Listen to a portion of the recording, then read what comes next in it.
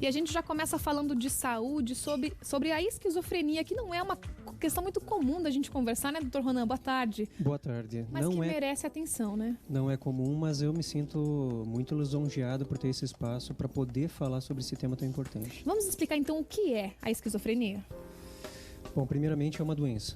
A esquizofrenia é uma doença que afeta o cérebro do ser humano, não é uma doença nova. Sim. É uma doença que acompanha toda a história da humanidade, é uma doença que já tem relatos, descrição há 4.000, 3.000 anos. Nossa.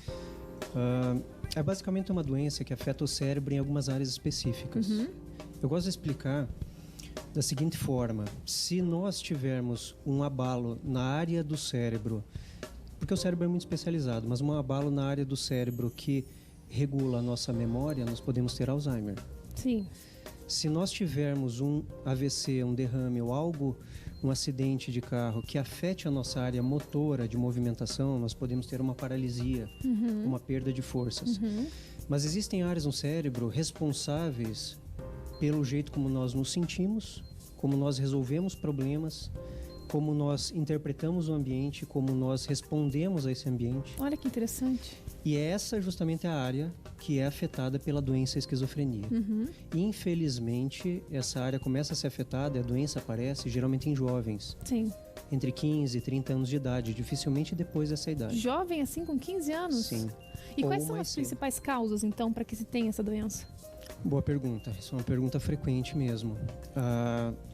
Como toda doença, o aparecimento vai depender da interação da sua genética, da sua predisposição, com fatores ambientais. É como se fosse um câncer de pele.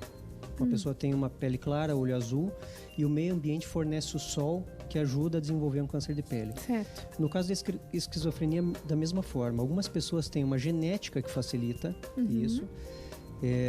O nome médico para uma situação: existe uma alteração num gene, um polimorfismo, de um gene, de uma enzima chamada CONT, que, interagindo com o ambiente e recebendo alguns estímulos, deflagra a doença mais ou menos nessa idade. 15, 30 anos, dificilmente depois disso. Mas o que seria? Um estresse? Uma carga? O que causaria isso? Eu não consigo, assim... A maior parte das vezes de forma espontânea. Não foram traumas, mesmo? não foram situações muito difíceis que a pessoa passou, não foram lutos, mas a família sempre recobra de alguma situação difícil que o paciente passou e tenta relacionar. Mas nem sempre isso é verdadeiro. Tem algum problema, inclusive, com a questão de drogas também, né? Que podem acelerar esse processo, que podem trazer esse processo. Tem também. A droga é um fator. E algumas pessoas me perguntam também sobre herança familiar. Se um pai for afetado com a doença, a chance do filho desenvolver, ou a mãe for afetada, a chance é de 15%. Se você tiver um irmão idêntico a você, um gêmeo idêntico, você tem 50% de chance de desenvolver. Nossa!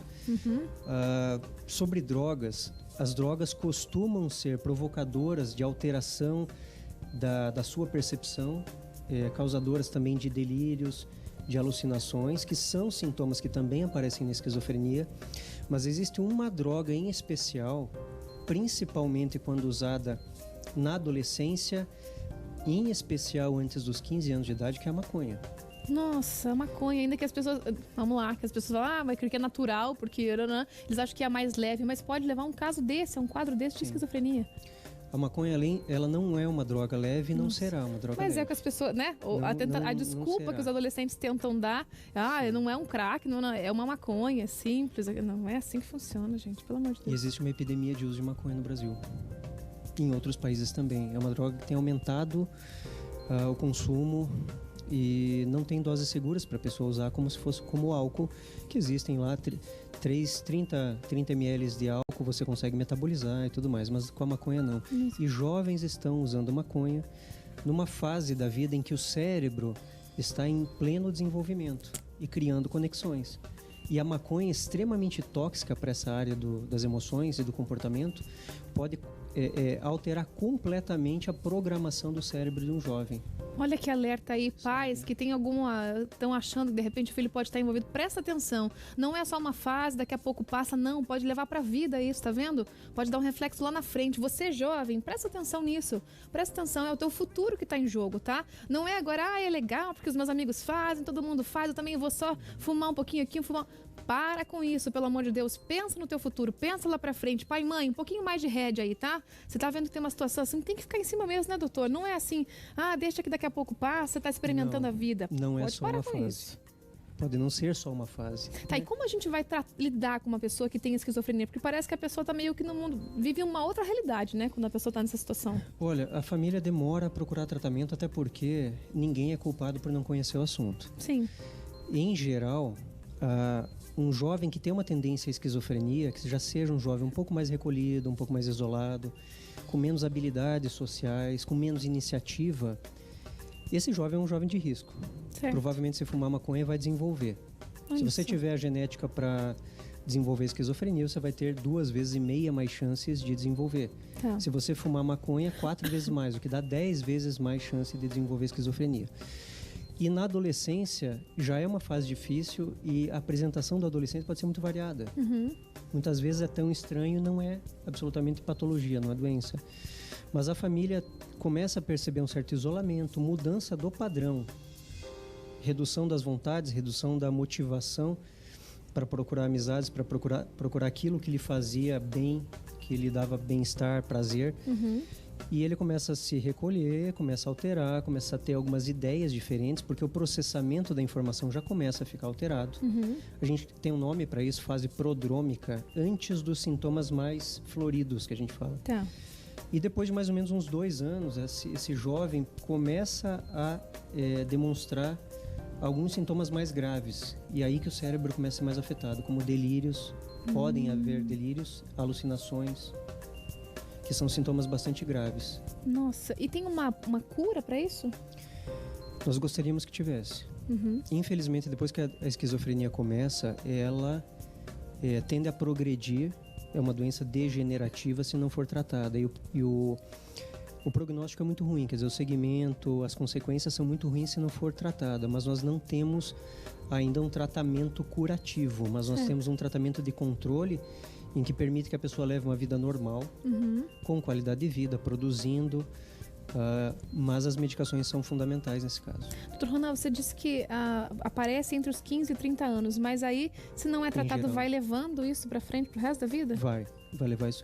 Se não for tratado rapidamente, de maneira adequada, provavelmente, mesmo que aquela crise passe, a primeira crise, o paciente vai ter alguns déficits. Ele vai ter dificuldade de planejamento, de coordenação de ações. Ele vai se tornar uma pessoa mais introspectiva, menos motivada. São sintomas residuais, consequência de um cérebro que está sendo lesado. Por isso é tão importante tratar quanto antes. Mas essa pessoa que sofre com a esquizofrenia, ela consegue ter uma vida... consegue trabalhar, por exemplo? Sim. Consegue. Sem limitações? Ou de repente com alterações de humor? Como é que a gente vai identificar isso? Veja, mesmo tratando, existe a chance de acontecer recaídas. As recaídas podem acontecer, mas elas tendem a ser um pouco mais leves e tendem a durar menos e mais fácil de você controlar quando você está acompanhando alguém. Essa pessoa precisa de acompanhamento. Entendi. O grande problema é que as pessoas acabam tendo muitas recaídas, e não por causa da doença, mas porque elas abandonam o tratamento. É comum que a pessoa, depois de um tempo, e é natural isso, que eu não vendo sintomas, não me faça sentido tomar medicação. Certo? Então, alguns pacientes abandonam várias vezes o tratamento e acabam tendo consequências negativas que não são mais recuperadas. Inclusive, existem medicações de depósito, quer dizer, você faz uma injeção que dura 1 mês, sem precisar tomar medicação. Ou dura 3 meses, fora do Brasil até 6 meses, dando comodidade para a família, para o paciente e tudo mais, e evitando uma possível internação, piora da doença, avanço da doença. Perfeito. Doutor Ronan, obrigada, tá? Por ter conversado com a gente sobre esse assunto. Gostei muito da sua explanação. Quem também mandou um recadinho pra gente é a Elis, que mora aqui no bairro Maria Luísa, em Cascavel. Ela diz também que foi muito bacana explanar esse assunto um pouco mais, para que as pessoas conheçam mesmo a realidade de quem sofre com a esquizofrenia. Obrigada, doutor Ronan, pela sua participação.